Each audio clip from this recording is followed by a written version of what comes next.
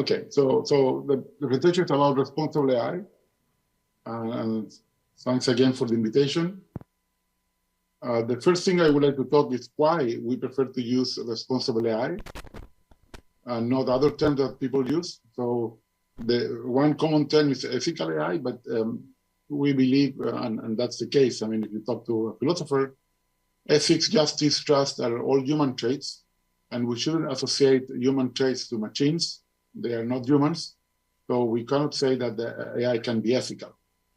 Trustworthy AI also has a problem because we know that AI doesn't work all the time, so it's not ethical to ask people to trust AI if we know that it's not working all the time, and also puts the burden in the user and not in the creator, not in the builder. That's why responsible AI is much better, because basically means that someone will be responsible, of course, not the AI, but the owners that basically built or sold or operate the tool are the ones that should be responsible for any harm. So that's why we use responsible AI in this way. Now, systems do not need to be perfect, but seems that people is much harsher on machines than on people.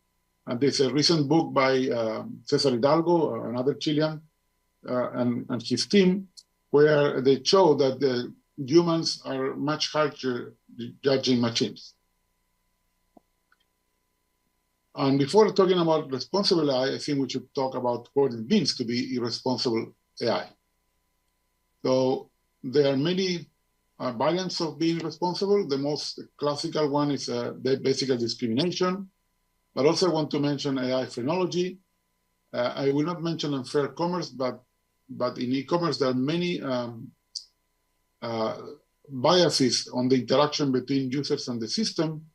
And you can check my paper on bias on the web if you want to see more about that type of biases. Also, I need to talk about incompetence, so basically human errors, and the last one will be the waste of computing resources. So basically, not taking care of the environment. So one of the largest databases of incidents is called incident database.ai. This was basically this was built by an engineer in Silicon Valley, and he has collected more than 2,000 AI incidents, and most of them are discrimination. So using this database, and also another one is called Awful AI, we did an atlas of irresponsible AI, so you can go to our website, there you have the URL, and play with this tool, but we have different views. For example, here you have a geographical view, and you can see that if you take the US and China, that's about 50% of the problems. Of course, this is the number of problems, it's not the impact of those problems, that will be different. And it's a topic that I will touch later because it's very important to weight the different kind of mistakes. So let me start with another example of irresponsible AI, very recent. And this started in Brazil. So someone in Brazil asked for 5 well-known AI researchers that had died in the last 20 years, and I was included in the list. And the system said, yeah, we know that Ricardo is not from Brazil, but he worked in the University of Sao Paulo. That's not true. And then when I asked, you need to ask in Portuguese because in Spanish or English, you don't get this answer. The system told me I had worked in UFMG, which makes more sense because I have a lot of work with people there, and also in Yahoo Research Brazil, an institution that never existed. So this is, as we say in English, we hallucinating and creating things that are not true. So here you see the answer to the question, a biography for myself. And for example, I never worked at the Catholic University. This will be, if you work in these 2 main universities, like playing for Cruzeiro and Atlético Mineiro in different times of your life. That is complicated, right? And also says that I won the main award from CIR, the AI Information Retrieval Interest Group, which is not true. So it didn't happen 3 years ago. And I wish, and I don't think I will ever win that. But then it kept going on and said that I died 2 years ago at the age of 55. Well, doesn't know how to compute age because he got my birthday right, my birth year right, and I was not 55 at 2021. So I'm here in a spirit. I'm not really alive. So of course, I was curious. So I asked how I died, and you see the answer. Many reports that I passed away because of cancer. I should go to the doctor, I guess, now, just in case. And I tried to get some of these reports, and basically the system cannot, but insists that, for example, the ACM has a post about my death. So is this harmful? Maybe not. Maybe it's even funny. But in other case, the answer, if you believe the answer, may be a problem. And this happens because of bias in many cases. And all algorithms receive biased data. Remember, information is biased.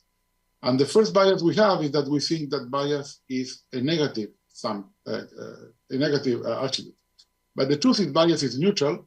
And depending on the case, the bias could be good and bad.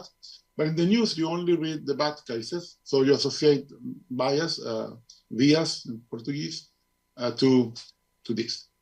So should the algorithm ask itself, it should be neutral or fair?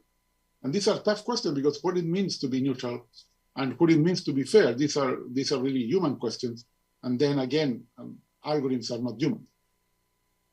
But in most cases, you don't get this question, and you get the same bias. So basically, garbage in, garbage out. However, in some examples, and sadly I don't have time to show some of these cases, the bias is amplified. If the bias is amplified, we cannot say that bias is only on the data. And some people say that, bias in the data. No, not true. In some cases, bias is on the optimization function we're trying to optimize. And in some cases, as I mentioned about e-commerce, the bias is in the interaction between the users and the system, like, for example,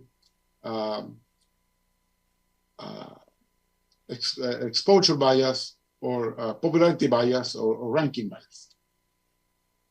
But this can be much more complicated. I don't know if you remember in 2020 when there was COVID at worst in all the world, the UK decided to predict the scores to enter the university, so they didn't have to do an exam with many people together in a room. And of course, there was discrimination. So if you lived in a poor neighborhood, probably your score will be lower if you live in a rich neighborhood, and so on. And this is not only a problem of bias, it's even more complicated because whenever you use data from other people to decide something about you, basically you are assuming that people comes from some kind of probability distribution, which is not true at all. Every person is different. So you may have an amazing, intelligent kid from a poor neighborhood. So whenever you use data from other people to decide the life of one single person, you are basically doing something non-ethical because you cannot assume that people follow a statistical distribution. And even if it follows, you can be different, and you are different, and you are unique. So still, you cannot use data from other people. And I will get back to this when we look at the limitations of machine learning today. Another interesting case, also this 1 year later in 2021, there's this platform like Globo, basically to deliver food. And then a group of people found that they were earning less money than another group of people. But if they looked at themselves, they didn't see any demographic attribute that could say, oh, you are being discriminated. Like there were not all immigrants, there were not all women, there were not all of a given ethnic group, and so on.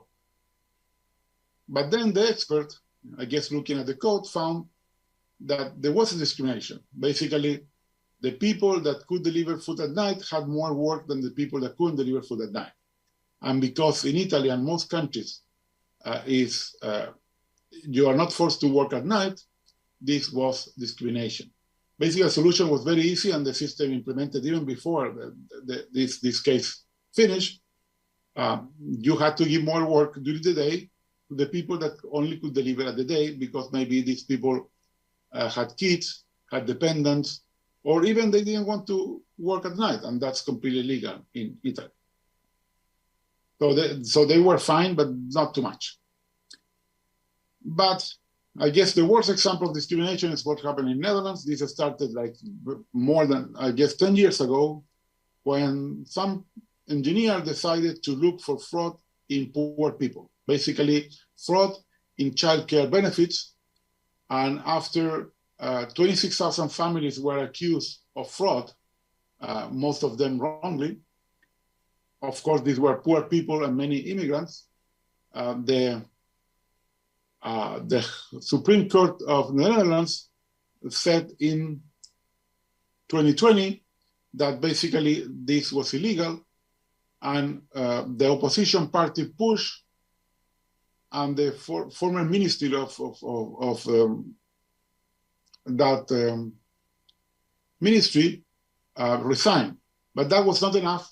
The opposition kept pushing, and at the end, in January 2021, the whole government of Netherlands resigned because of this problem. So this is maybe the largest political impact of a system poorly designed.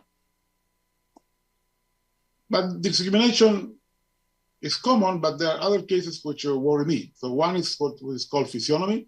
So physiognomy, I guess many people understand what it is. Basically, it's the characteristics of the face of a person. But in the 19th century, people believed that if your face had certain shapes, if you have a big nose and so on, you had certain personality. We all know that now that that's pseudoscience, but some people didn't care. And for example, Kosinski in Stanford published this paper to predict the sexual orientation of people based on facial biometrics. They were not happy. Well, 1 year earlier, 1 year earlier, 2016, some people in China tried to do minority report, basically to predict if you will be a criminal using your face. Of course, this is pseudoscience, but they even answered the criticism. And in 2017, there is a second version where they basically answered the criticism saying, this is right, we can predict criminals. Well, this was only published in our archive, but people forget. And in 2020, this paper almost was published in Nature until someone stopped it. And this is part of the problem, because IRBs don't check on the ethics of the problem. They check on the ethics of the user studies and other things, but not on the problem itself. Even editors and reviewers don't check on the ethics of problems. And finally, luckily, this paper was not published. This was coming from the US, but it was the same idea, predicting criminality using faces. And then in 2021 again, Kosinski came back to predict political orientation using faces. He got like 70% prediction accuracy, and the truth 70% could be just spurious correlations. Could be the type of hair. If you use a beard, probably you are a Democrat and not a Republican. Maybe if you have an earring or the type of clothing. So there are many things that can give you clues, but they are nothing related to your face.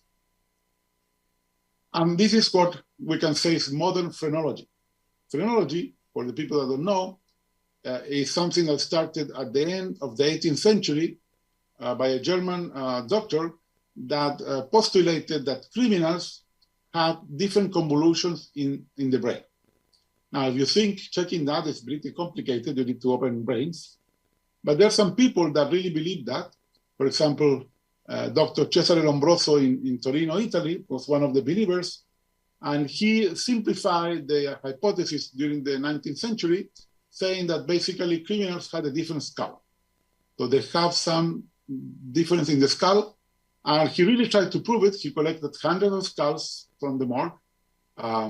I guess people that no one recovered, so he was a very known person, so he can took all these things. And he really believed this because he even left his skeleton as ground truth. So this is a good person that only collected a few hundred brains of poor people from the Mar. I found recently him in Verona, where he was born, but he didn't answer any of my questions. So this can be worse. And by the way, these pictures are from his house in Torino. I would recommend it's a very small and a nice museum where you see all this. But can be worse. In 2019, now people from MIT published a paper in a very well-known computer vision conference claiming that if you give me a piece of your voice, then I can predict your face. And here are some examples.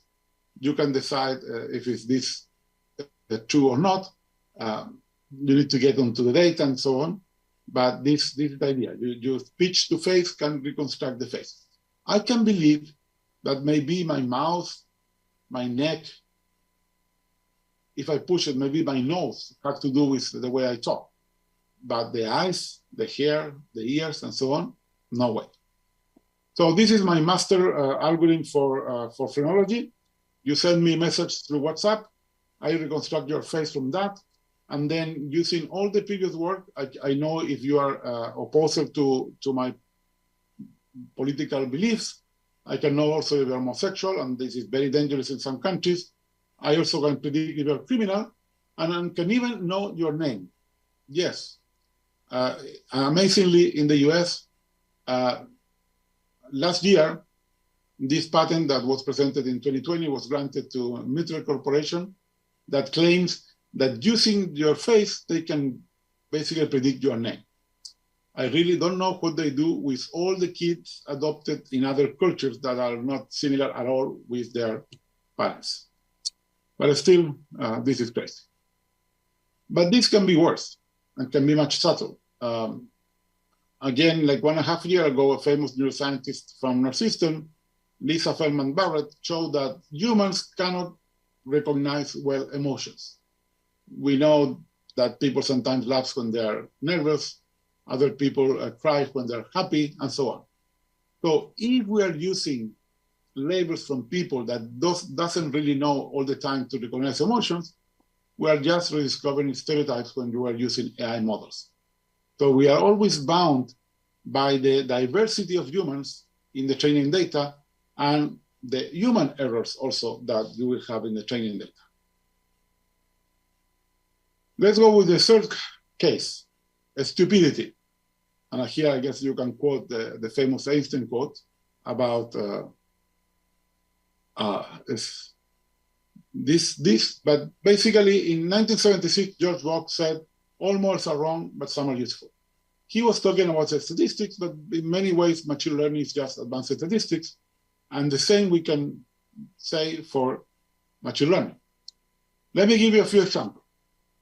At the end of 2019, Elon Musk said, use Signal. I guess it was at the end of 2020. He said, use Signal. Of course, he was referring to the chat app.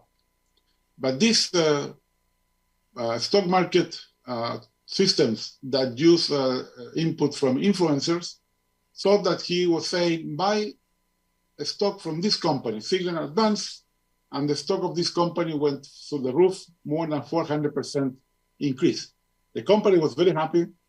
All the people that follow this trend were not happy at all because this was completely wrong. But can be more subtle. So if you know what is adversarial AI, you can change one pixel, and here you see the pixel that has changed, and you can transform a dog to a cat with very high confidence, or also a cat to a dog with very high confidence, or a chip to an airplane, and so on. So the question here will be, what are you learning if with just one pixel you change the output? So these systems are very sensitive, and not to think that humans are sensitive. And finally, pure incompetence. This was in Facebook. they decided to use a model trained in English in France. And then the model decided that the town of Bitche was a bad town and basically deleted its page from Facebook.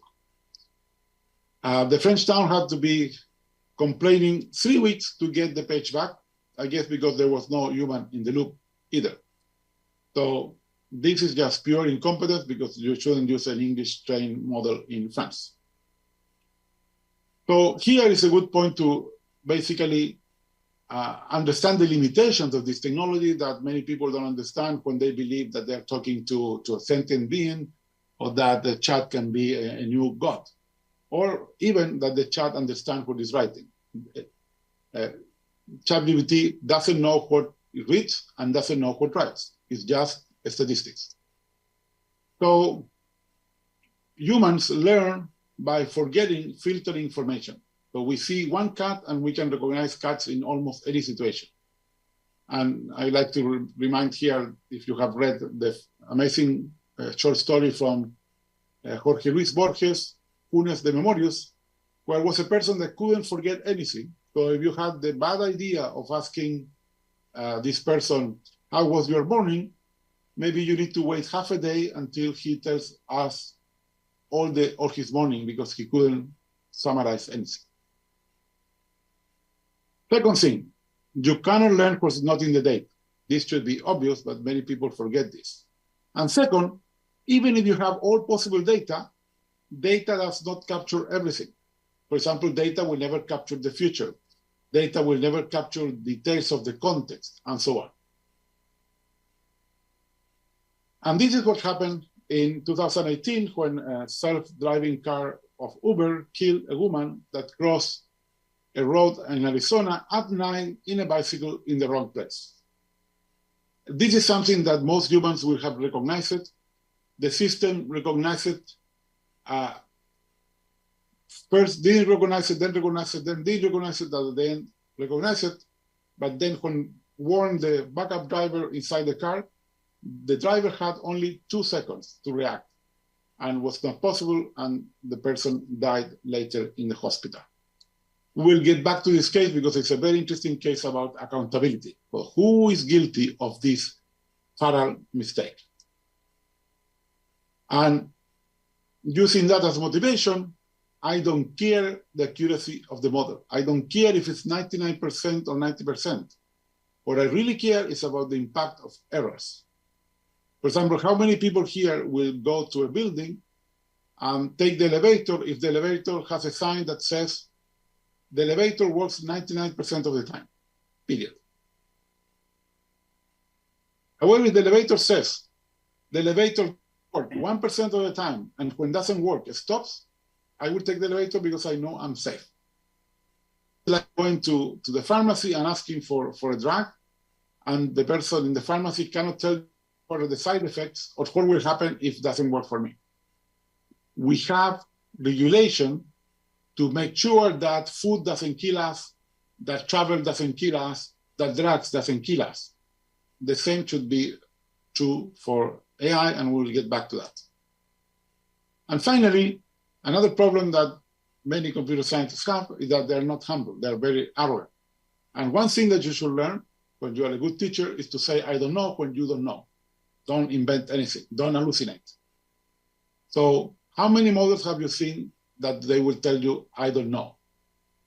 Or at least give you the confidence of what they are answering. Almost very few do this. And accountability is important because who is responsible? So we're talking about responsible AI. Who is responsible in the case of Uber? No, Uber was not charged. Why? Because in less than a week, Uber reached a settlement with the family of the woman that was killed. Nobody knows how much money they paid the family, but basically they made sure that the family will not sue Uber. However, there was a problem because the person died in a public road of Arizona, so the state of Arizona couldn't say, okay, I will forget about the case. And suddenly, and you can imagine what happened, they learned that the person that was inside the car as a backup driver was watching a video.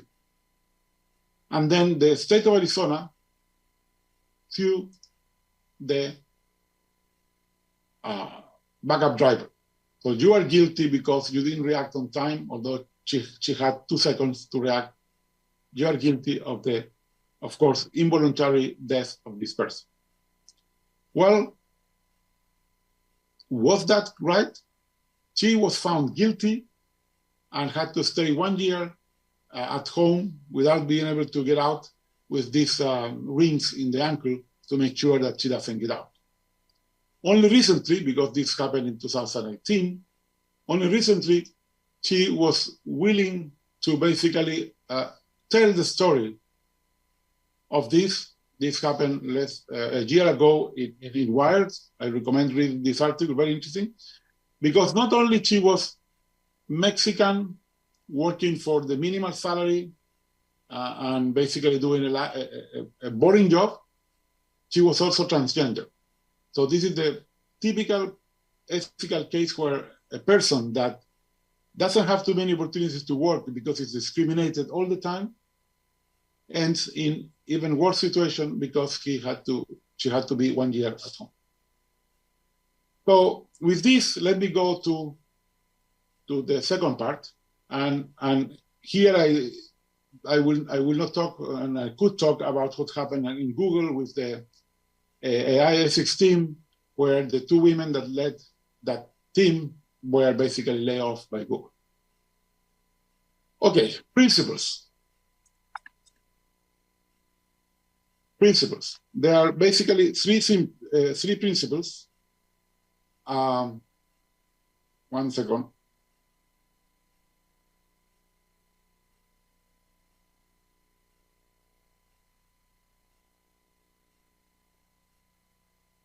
There are 3 principles that come from bioethics: autonomy, harm benefit, and justice. Autonomy is basically the respect for our dignity. Harm benefit, do good and not to do bad. And justice is basically to be fair. Now, principles always conflict. If there's no conflict, there's no ethics issue. So there's no ethical dilemma. Here at the right, you can see a list of some of the typical AI principles that you know that come with autonomy, like consent or transparency, that are related to harm benefit, like efficiency, well-being, competency, and the ones that are from justice, like distribution of burden and benefit, protecting the vulnerable people, like the example of Uber, and things like accountability and contestability. Now, in 2017, the ACM did a statement on algorithmic transparency and accountability, and basically, there are the 7 here. I will not read them. No one noticed that transparency was not in the list, but it was in the title. And then because of that, we did the second statement, and now I'm part of this committee, and I was one of the 2 main authors of the statement on responsible algorithmic system that was done end of October last year, where we have now 9 principles that are very important. The first one is mine, and it's like principle 0.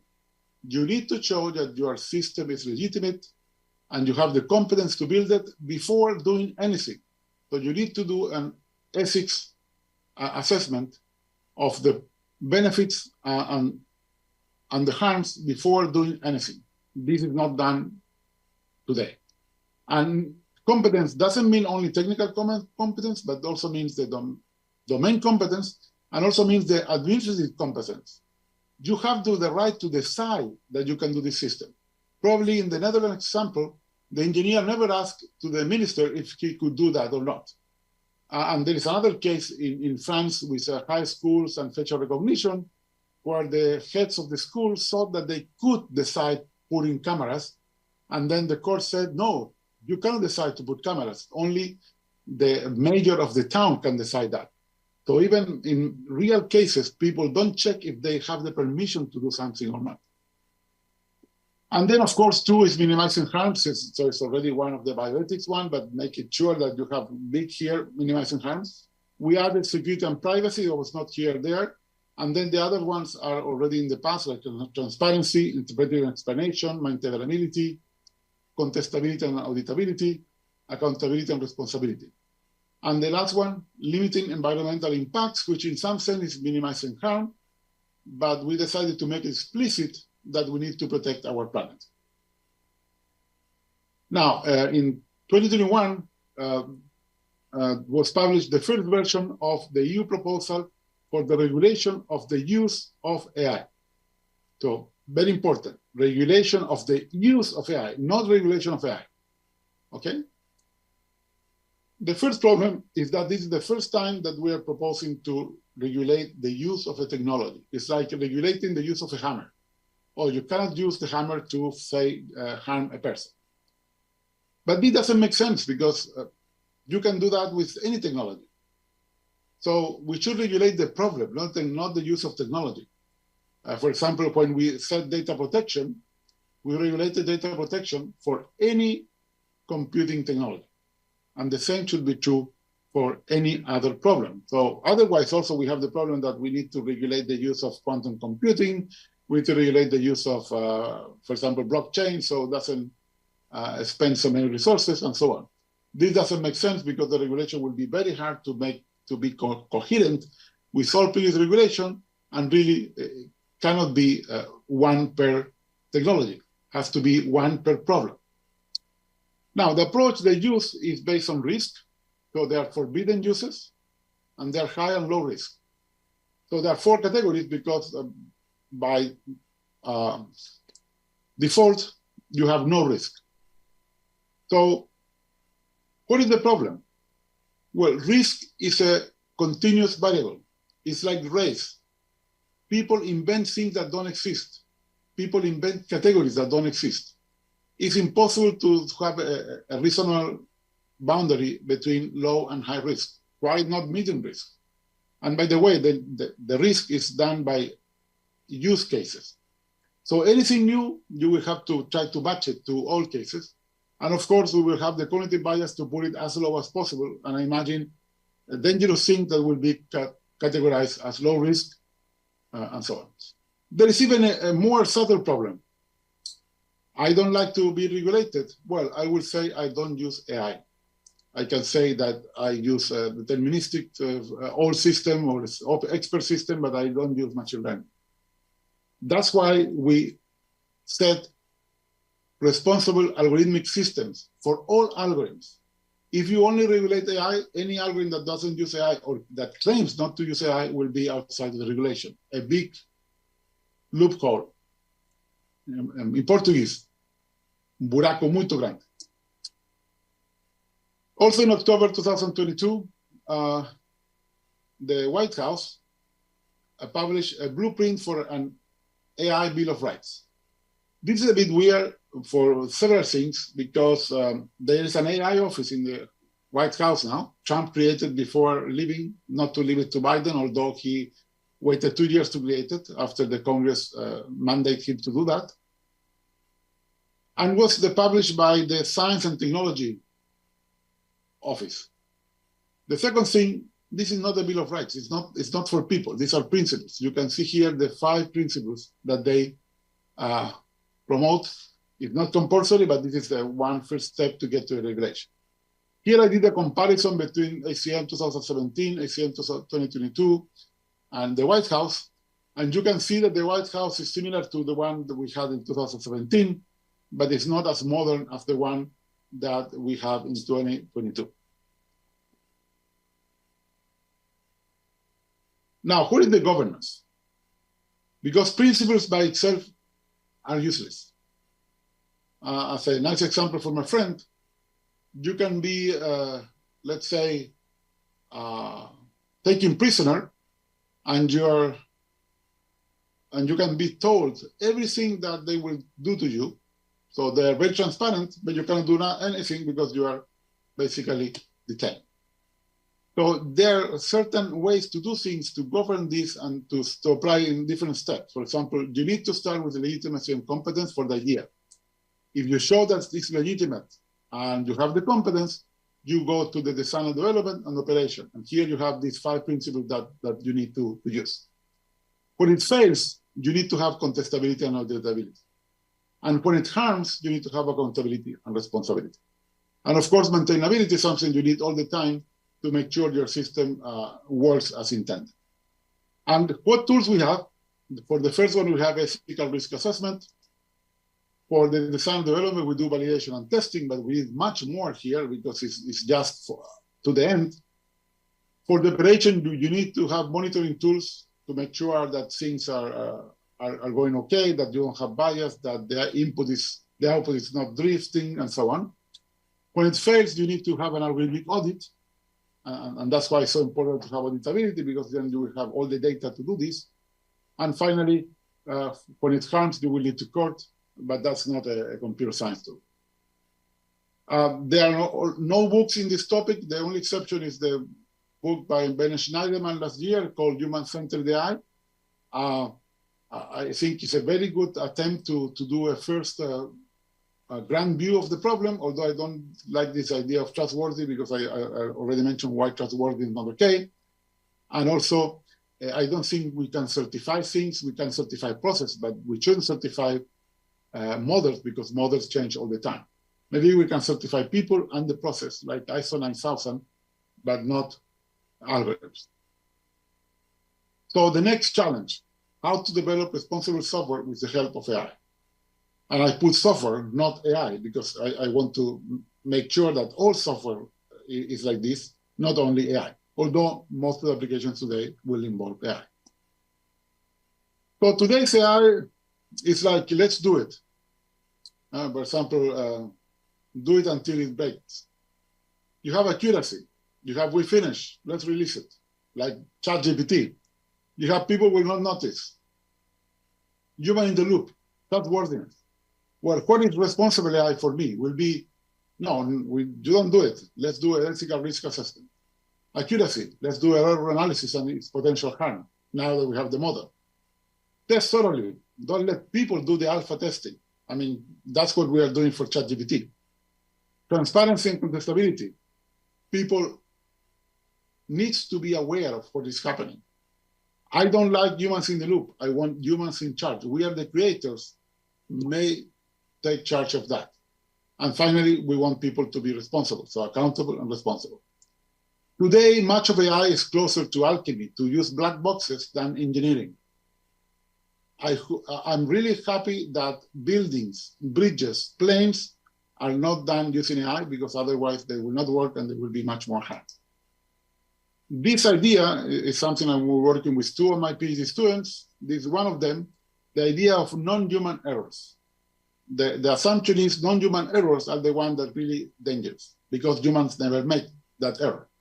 For example, human will never not see a woman crossing a bicycle in a road. That woman would have never died if a person will be driving at that night. The car was not going fast, so plenty of time to stop if you see a woman in front in a bike. So these are the ground truths. These are human predictions. These are machine learning predictions. So the non-human errors, the red parts. So there are some false negatives and there are some false positives if you have a classification problem. There are non-human errors. Let me give you a simple example so you can understand this. So this is a classical classification problem for dogs and cats. There are 37 classes, 25 dogs, 12 cats. And you see that most of the things are well classified, except 3% of them that are non-human errors. So this is our proxy for non-human errors. What is a proxy? Well, people will never confuse a cat with a dog or a dog with a cat. And by chance, there are 4 of each cases. So there are 4 cats that become dogs and 4 dogs that become cats. For example, this is a Chihuahua, but the system thinks that it's an Abyssinian cat, and Chihuahua is only the 3rd label with a very low confidence, only 8.5%. This is a non-human error, is here shown in the red star. And this is the case of, for example, not recognizing a woman in a bicycle. That's a non-human error, and that kind of non-human error will kill people. And this is the hypothesis, that the worst errors are the ones that humans never do.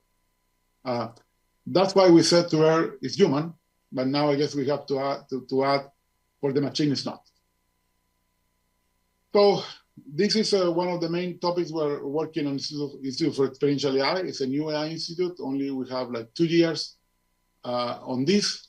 It's led by Usama Fayyad, but Chance was the creator of Yahoo Labs, and Fabrizio told you that I worked 10 years there. And we believe that we need to have humans in charge, and we believe to have better algorithms and not only more data. And we have a responsible AI practice where we work with companies to do a better AI. So for this, we have this model of responsible AI that has 3 branches: governance, the main one. Then you apply a project, you apply the AI ethics analysis, these risk assessments. And then for the future, we need to do system registry, and then with that, you can do an audit. So this is basically the auditability part. And finally, we need to train people, because if you don't train people, nothing changes. So how managers have to incorporate responsible AI, how engineers have to incorporate to their daily job responsible AI. For the hard cases, last July, we introduced the first worldwide AI ethics advisory board that basically can give you advice on tough AI ethics issues. If you do your own AI ethics board, you will always have a conflict of interest with the board. And second, there are not enough experts on this topic to have one board per company. So that's why we built this 50-people board to be available for any company. So how many people here know the trolley problem? I don't know if you know the trolley problem. The trolley problem is that basically if you don't move this lever, the trolley will continue and kill 5 people. But if you move the lever, the trolley will kill only 1 person. However, you will be the one killing the person because you did the action. So this is the ethical dilemma. Forget about this ethical dilemma. You will never have this problem in your life. Let me give you a much better problem, which is related to the Uber case. Let's say that these are all the people killed by cars. I'm sure that self-driving cars will kill much less people, so no problem.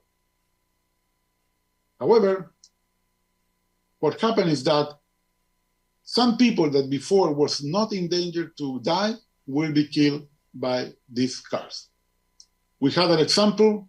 Probably here we will save a lot of men driving fast, but we will kill the woman that crossed the road in Arizona, or we'll kill a kid that ran really fast to pick up a ball, and the mother didn't know that kids could run so fast.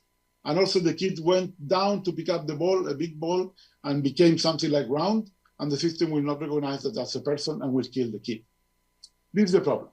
I don't have an answer for this ethical dilemma. I think it depends on every culture and every society. Do we want to put vulnerable people at risk or not? This is the question. But it's a real dilemma that we have today with self-driving cars. This is a multidisciplinary challenge. It's not only computer science, it's also philosophy, law, social sciences, even design. And we have to answer different questions for every different field and work together to achieve responsible AI. To end, remember, there are no virtual worlds. Everything is a reflection of us, and sometimes is amplified. Internet, AI, other technologies amplify the good, the bad, and the ugly. So we need to remember that. And the first step is to be aware of our own biases and own ethics. Because as Hazel Henderson asked, can AI algorithms ever be ethical? Well, the first answer is no, because ethical is something human, but there are other issues involved. And very important, someone has to make this question, and David Lower said this fact: you cannot have AI ethics without ethics. And sadly, ethics is something missing in all the world, not only in engineering, but also in politics and other fields. So, questions?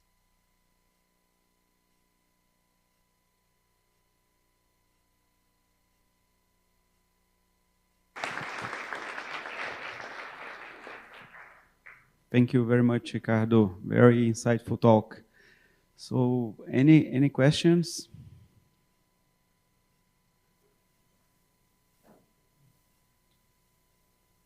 had any in the...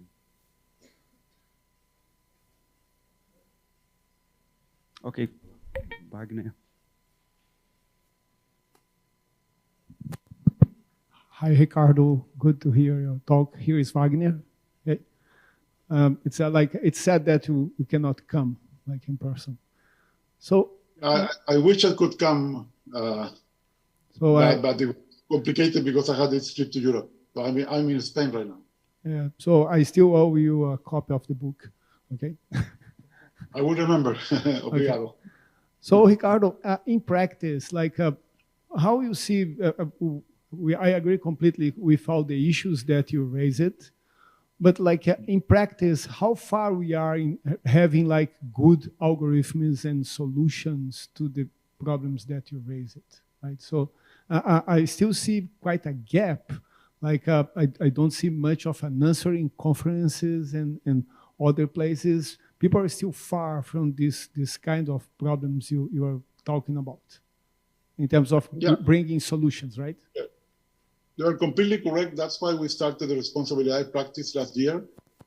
And we started working with 2 multinationals. So they're companies that are really interested in solving this problem. And then we realized that the situation was much worse than we expected. So for example, most of them, they haven't discussed what are the right principles for their field of work. Most of them, they understand what the principles mean, but they don't know how to make them practical. So your question is very good. For example, they say, oh yeah, I understand what is transparency, but how I implement that?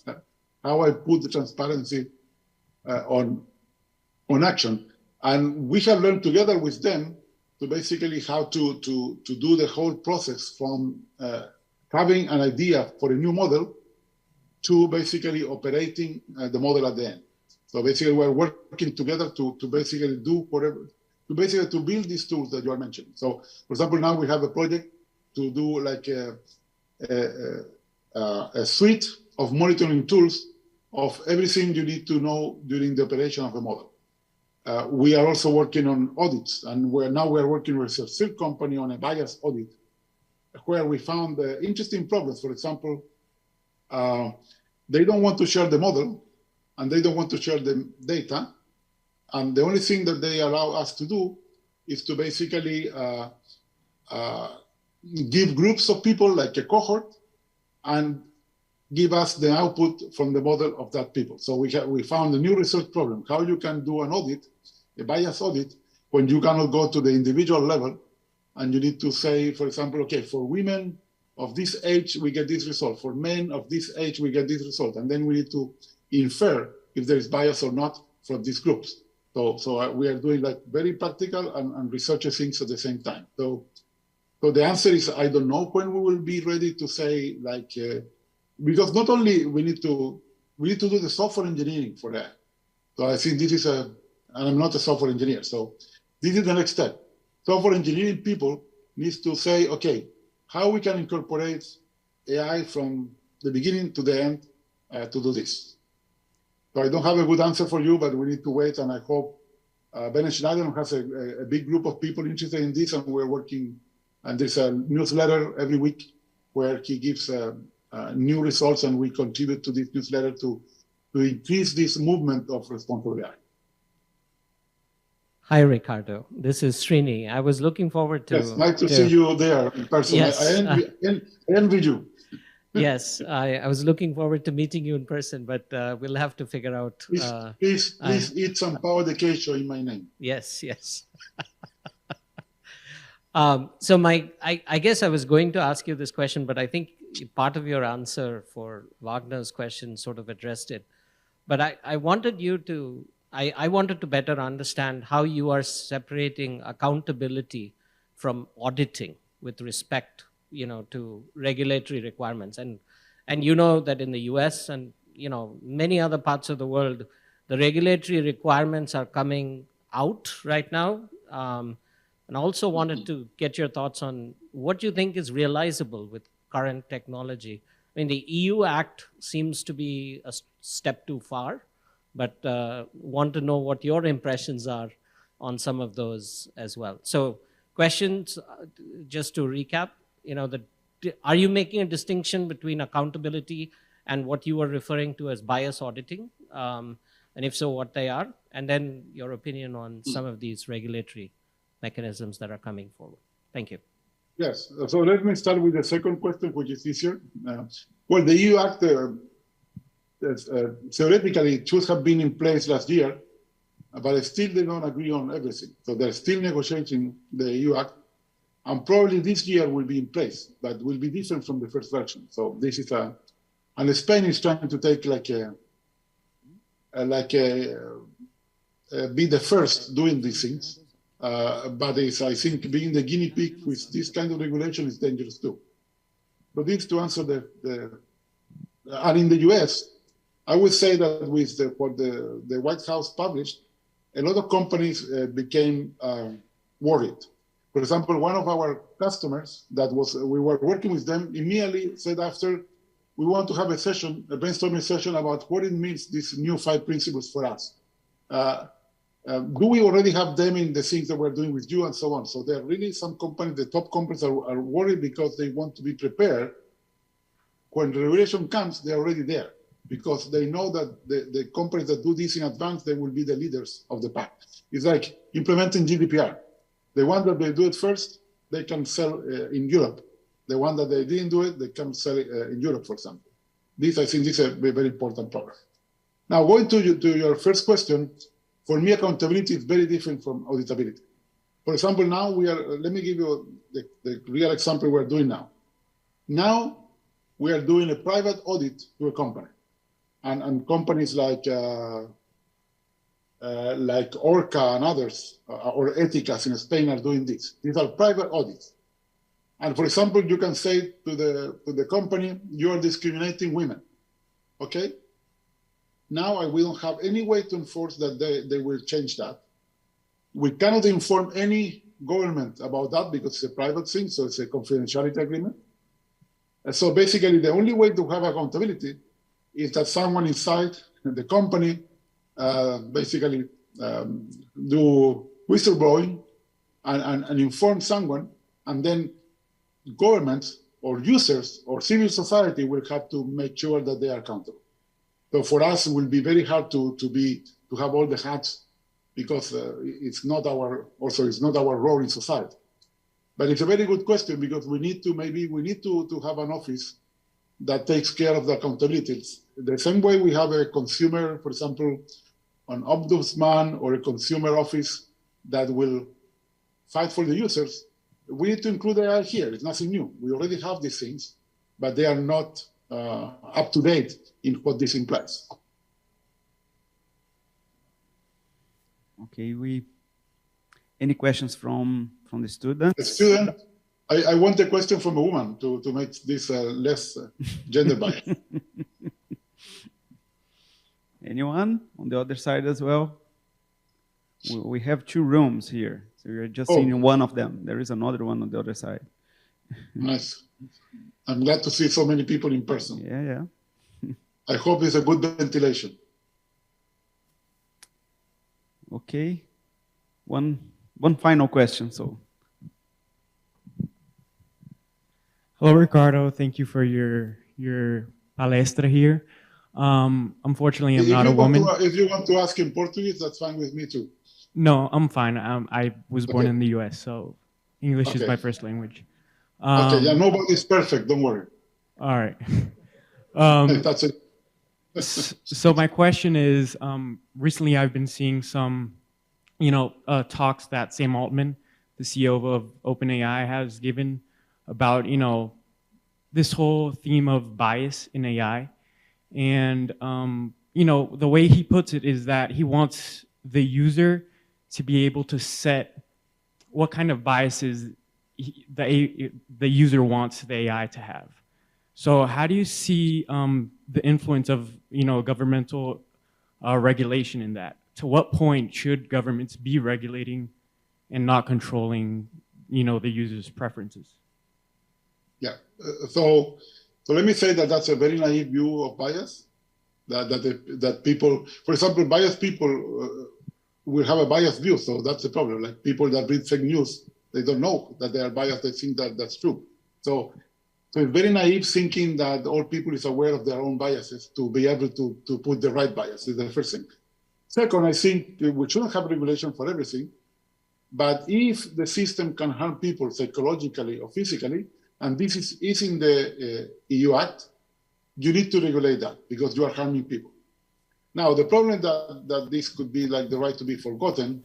Sometimes lawyers think about nice things that we can try to regulate, but they're impossible to regulate. For example, if you apply this regulation to the last letter, this will mean that I can't show an ad of fast food to a person with a metabolic problem or with an obesity problem. How you will check that? Impossible. So it's impossible to enforce. So there are many regulations that are nice, but they're impossible to enforce. Like the right to be forgotten, you can make sure that today all the data about that is not in the web, and next day your enemy puts back in the web, and we keep playing the game and forever. So I think the regulation should be also feasible technically, or we need to invent new technology to make it feasible, and then this could be a good way to have more innovation. I don't believe also regulation basically diminishes innovation. I think the opposite. Good regulation triggers the best innovation because basically you are doing the best thing for society. And I have the last point regarding your question is that, just an example. One problem of some Altman and other people that they don't understand ethics. For example, the other day, some Altman said in Twitter that ChatGPT will be a great tool to give free health advice to poor people. Okay, why we don't give free health advice to rich people and then the money that we save, we give it to poor people for human health? But again, you are basically being an elitist and discriminating people because of being poor or not. All people have the same right to the same kind of health. So I think they don't understand ethics. And that's why it's also very naive about bias. So they have great ideas, but others' ideas are completely biased to their ignorance. We have a question, one extra question. Hi, Ricardo. Thank you. Obrigado. To put some quality. Yeah, so I have a question regarding something you said. Like, you mentioned at some point that we should never use data from other people to decide the fate of someone else because every person is different. And I was thinking about that. And the thing is, whenever we use a machine learning system to do some inference, we're basically using data from other people to make this inference. And then I was wondering, how do you draw this line? Like you said, we shouldn't use data from other people to decide the fate of someone. But if you think, for example, of an AI system that is used to help or to assist in healthcare, then this might tell us, for example, that, okay, this person has, well, you can use the inference made for someone to decide, okay, maybe we should take this person to a place to assist this person or to maybe just check on this person. So I was wondering really, how do you draw this line? Is it really just based on, okay, we shouldn't use data from other people to decide the fate of someone, or do you draw this line in another place? For example, yeah, I was just really wondering if it's just based on the fate of someone, like making a decision that will impact her life, or other things as well. No, it's a very, very good question because I say it in a very generic way just to put that idea on the minds of people. But of course, it's not always true. For example, when you use it for health, the data is basically typically data that comes from your body, that comes from a physical, for example, reality, let's say temperature, pulse, and other things, which are variables that you can say that they have a probability distribution. So we know what is the normal value for people, and so this is not like other things that are more specific to you. So in that case, I would say if you are helping people to save lives, I don't think that's the case. What I mean when you decide the fate of a person is basically things that are really based on what that person knows. It's more like let's say one thing would say everything related to the brain, you shouldn't use it. So for example, a scholarship, that depends on your knowledge and skills, okay? doesn't depend on what other people know or can do. Justice. The resolution of a judge depends on, for example, the context of the case, exactly who are you, what happened with the people around you, but nothing to do with all the other people in the world and so on. You see my point? It's like, is this data really related to me, yes or no? And in this case, you can answer really immediately, yeah, all the performance of all the students are not related to me. All the other cases of people that did the same crime as me are not related to me, and so on. So if you can answer that question, it's more like even like pseudoscience. Do you have a scientific belief that this data has some relation to what I'm suffering? In health, that's clear, right? And maybe in other things also will be clear. But in things that are like a credit score or scholarships or decisions of legal decisions, I think the answer is clearly no. Of course, we can find places where the answer will be more difficult, that will be halfway. But in that case, we'll say, okay, let's use data that we have some intuition that may be related to the problem. So the question is the data related to the problem, yes or no? Very good question. Ricardo, thank you very much for your talks and for answering all these questions. Thank you. Obrigado.